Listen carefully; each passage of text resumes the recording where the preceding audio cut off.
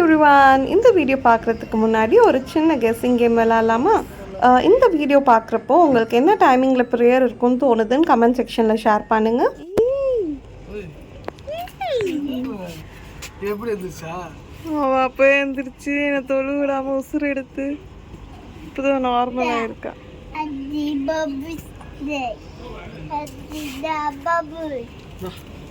अस्सलाम वालेकुम बोल अत्ता को.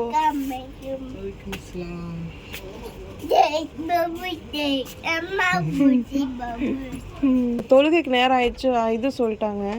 நானு சஜா ஈத் முபாரக் போல அத்தாக்கு.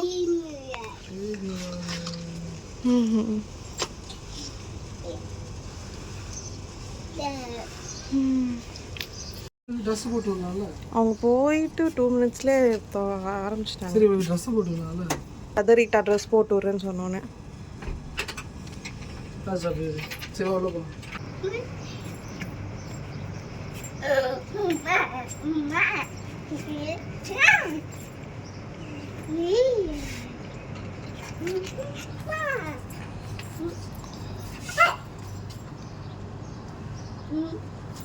Catch. Babush.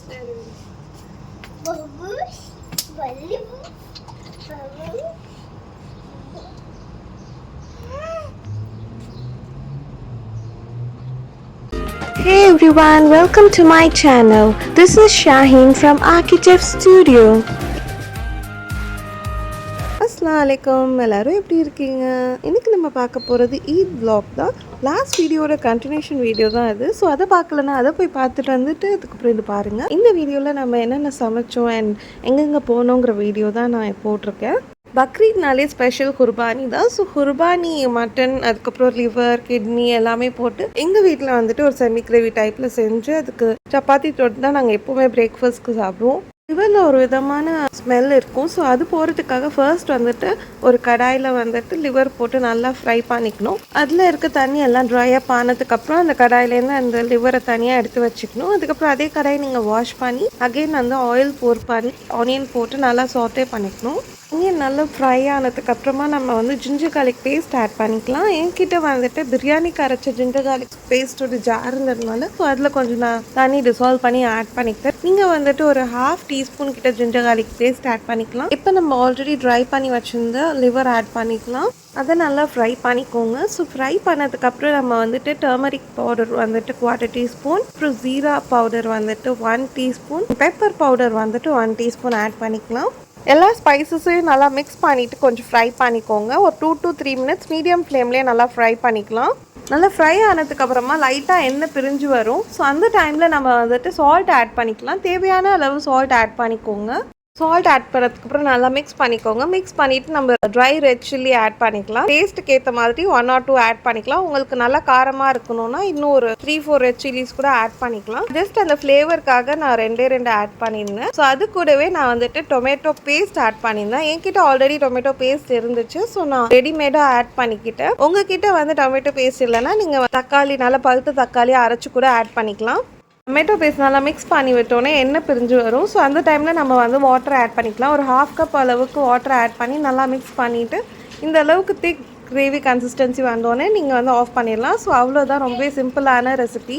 இந்த கிரேவி வந்துட்டு நம்ம சப்பாத்தி, இட்லி, தோசை, அதுக்கப்புறம் ரைஸ் கூட சாப்பிட்லாம். ரொம்பவே சூப்பராக இருக்கும். நாங்கள் அன்றைக்கி வந்துட்டு சப்பாத்தி செஞ்சுருந்தோம். ஸோ சப்பாத்தி ஈரல் ஃப்ரை செஞ்சு சாப்பிட்ருந்தோம். ரொம்பவே டேஸ்டியாக இருந்துச்சு. நீங்களும் கண்டிப்பாக ட்ரை பண்ணி பாருங்கள். பக்கத்து வீட்டு சீச்சிக்கும் வந்துட்டு லன்ச் நாங்கள் தான் செஞ்சு கொடுக்குறதா இருந்துச்சு. ஸோ நாங்கள் சாப்பிட்டு முடித்த உடனே வந்துட்டு நாங்கள் பிரியாணி செய்ய ஆரம்பிச்சிருந்தோம்.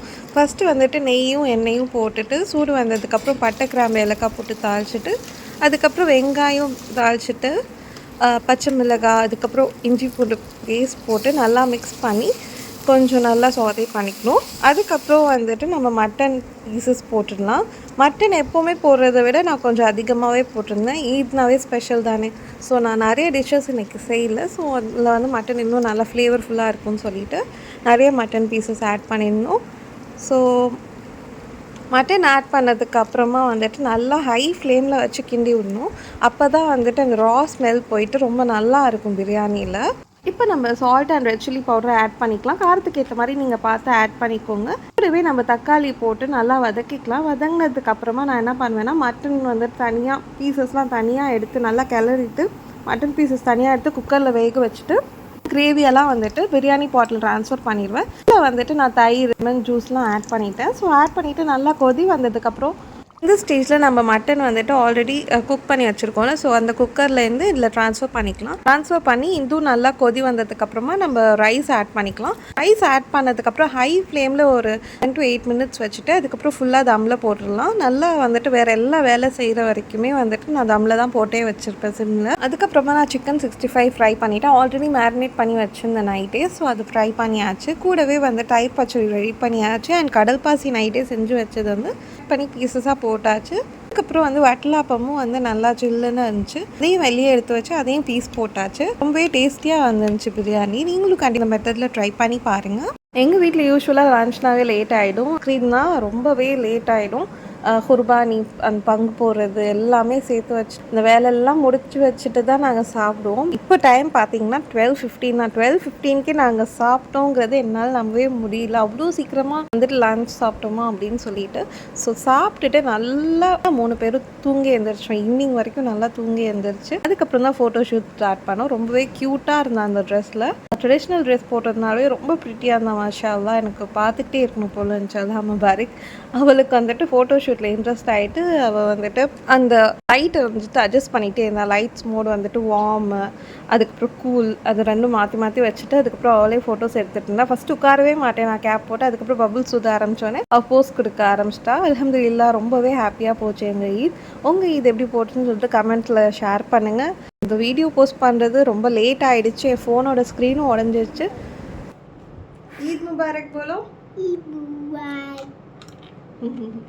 ஸோ ரொம்பவே லேட் ஆகிடுச்சு போஸ்ட் பண்ணலான்னு இருந்துட்டு. ஸோ கண்டிப்பாக நீங்கள் உங்களுக்கு ஈத் எப்படி போச்சுங்கிறது வந்துட்டு என்கிட்ட தான் வந்து கமெண்ட்டில் ஷேர் பண்ணுங்கள், ஓகேவா? என்னோடய வீடியோ வந்துட்டு எப்பவும் போல் சப்போர்ட் பண்ணுங்கள். இப்போலாம் வந்துட்டு நிறைய நாள் கழிச்சு வீடியோ போடுறதுனாலையா என்னன்னு தெரியல, முன்னாடியெல்லாம் அவ்வளோ பேர் கமெண்ட் பண்ணுவீங்க. அண்ட் இப்போல்லாம் இந்த அளவுக்கு வந்து கமெண்ட் பண்ணுறதில்ல. இன்ஸ்டாகிராமில் வந்துட்டு ஓரளவு நல்லா நிறைய பேர் பேசுகிறீங்க. பட் யூடியூப்பில் வந்துட்டு நிறைய பேர் வந்துட்டு கமெண்ட் பண்ணுறதில்ல. முன்னாடி பண்ணுறவங்களாம் இப்போ பண்ணுறது கிடையாது. அது ஏன்னு எனக்கு தெரியல. பட் ஆனால் எனக்கு ரொம்ப ஹாப்பியாக இருக்கும். ஸோ கண்டிப்பாக இன்ட்ராக்ட் பண்ணலாம். ஃபோட்டோஸ் அண்ட் வீடியோஸ் எடுத்து முடிச்சதுக்கப்புறமா நாங்களும் எங்கள் ஃப்ரெண்ட்ஸ் வந்து ஜாலியாக பீச்சுக்கு போயிருந்தோம். ரொம்பவே ஹாப்பியாக இருந்துச்சு. ரொம்ப நாள் கழிச்சு எல்லோரும் சேர்ந்து ஒன்றா பீச்சுக்கு போனது. இந்த சைடு முன்னாடி இதுக்கு இது பரவாயில்ல. இந்த KFC ஆமாம் ப்ரோ. இந்த KFC நைட்டு நாங்கள் 2 மணி देखो ये बिल्डिंग देखो, अरबिक लिखो देखो. யார் கூடங்க வருவீங்க? देखो மாட்டிக்கிட்டாங்க. என்னங்க சென்ட்ரல் பார்க்ல இருந்தலப்பா. சரி. ஓ சென்ட்ரல் பார்க்ல. மாஷாஅல்லாஹ் மாஷாஅல்லாஹ் அந்த பேருக்கு பாருங்க பாருங்க. Emirates station.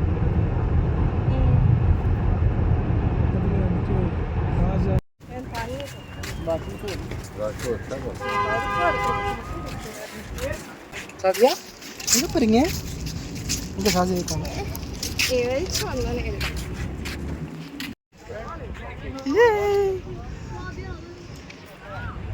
அங்கே போய் பார்த்தா குட்டீஸ்லேருந்து பெரியவங்க வரைக்கும் எல்லாம் ஜாலியாக குளிச்சுட்டு ஸ்விம்மிங் பண்ணிக்கிட்டு அதுக்கப்புறம் அங்கே நிறைய ஆக்டிவிட்டீஸ் ஃபன் ஆக்டிவிட்டீஸ் மாதிரி விளாண்டுக்கிட்டு ஜாலியாக இருந்தாங்க. நாங்கள் தெரிஞ்சிருந்தால் சாண்ட் டாய்ஸ் எல்லாமே எடுத்துகிட்டு போய் ஜாலியாக விளாண்டுருக்கலாம். பட் ஆன் ஸ்பாட் வந்துட்டு டக்குன்னு கிளம்புனான்னு சொல்லி கிளம்புனதுனால எங்களால் எதுவுமே எடுத்துகிட்டு போக முடியல.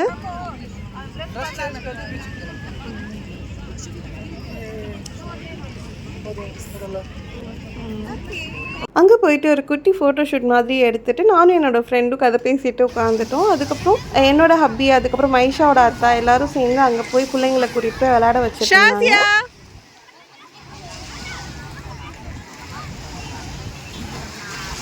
ஷாசியா அண்ட் மைஷா தான் செம்ம ஜாலியாக என்ஜாய் பண்ணிக்கிட்டே இருந்தாங்க. அவங்க 2 பேர் ட்ரெஸ்ஸும் அப்படியே ஃபுல்லாக நனைஞ்சிருச்சு. ஸோ லக்கிலி நாங்கள் வந்துட்டு ஸ்பேர் ட்ரெஸ் வச்சுருந்தோம். ஸோ அதனால நாங்கள் தப்பிச்சோம். ஸோ ட்ரெஸ் சேஞ்ச் பண்ணி விட்டுட்டு கிளம்பிட்டோம். அவ்வளோதான். ஆல்மோஸ்ட் 12 o'clock 1 o'clock ஆகிடுச்சு நைட்டு. ஸோ அங்கேருந்து கிளம்பி வீட்டுக்கு போயாச்சு.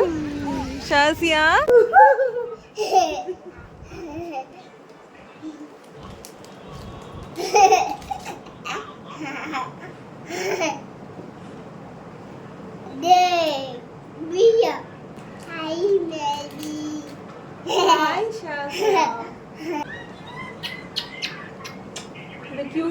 ஃபா ஹிஜாபிங்கிற இன்ஸ்டாகிராம் பேஜ்லேருந்து நான் இந்த பியூட்டிஃபுல்லான ஸ்டோன் ஒர்க் ஹிஜாப் வாங்கியிருந்தேன். நீங்களும் ட்ரை பண்ணி பாருங்கள். இத்தனை எங்கள் வீடியோ அவ்வளோதான். உங்களுக்கு என்னோட வீடியோ பிடிச்சிருந்துச்சுன்னா லைக் பண்ணுங்கள், ஷேர் பண்ணுங்கள், இதுக்கப்புறம் மறக்காமல் சப்ஸ்கிரைப் பண்ணிக்கோங்க.